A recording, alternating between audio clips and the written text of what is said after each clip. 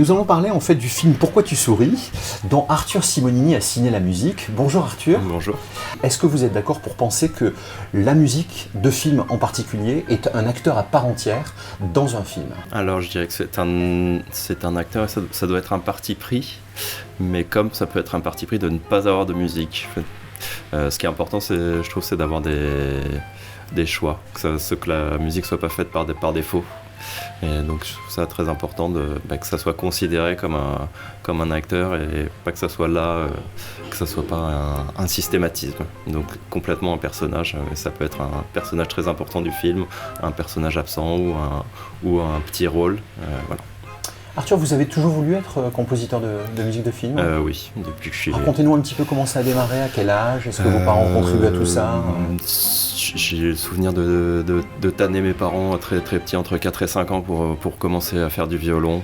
Voilà, et d'avoir en réponse, mais tu es trop petit, et puis de les tanner pendant un an. Et finalement, pour qu'ils trouvent une école de musique qui m'acceptait très, très jeune, et j'ai commencé comme ça. Et après, très vite, j'ai été fasciné par des génériques et des bandes annonces de films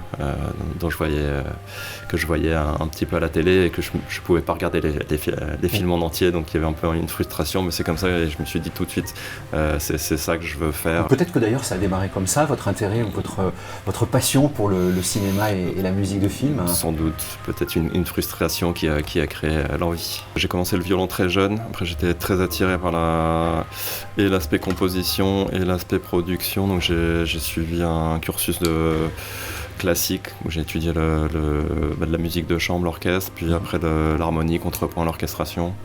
Et en parallèle, je me suis beaucoup intéressé au son, donc j'ai à un type de musique plus actuelle. Du coup, j'ai un peu lié ces deux passions.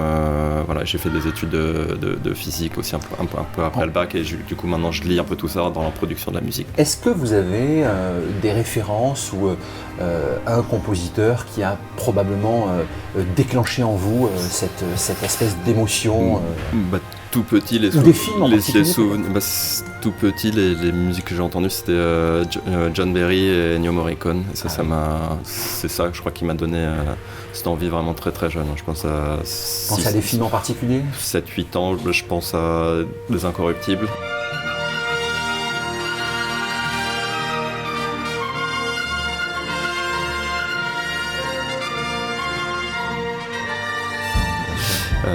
Brian De Palma. Ouais, Beurre sur la ville.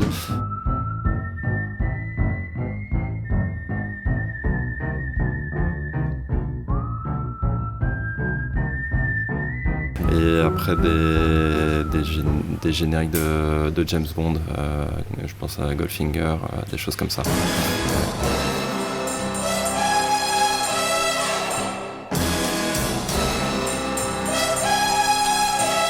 Pourquoi tu souris? Quand on vous présente un projet comme ça, quel type d'inspiration on peut aller chercher et comment émotionnellement on peut être juste par rapport au message à faire passer?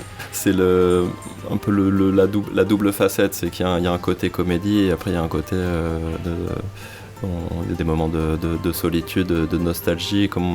C'est ça qui est intéressant, c'est pas ni une pure comédie, ni un pur drame, et comment on va trouver un équilibre là-dedans. Ça c'est très intéressant.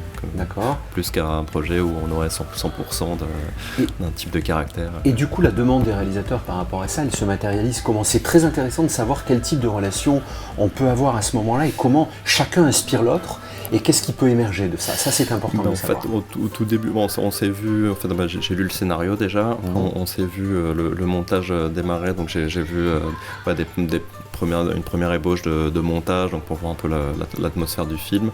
Là, je me suis enfermé quelques jours en studio. J'ai fait une sorte de premier jet, et du coup, ça me permet de discuter sur de la matière, sur du concret.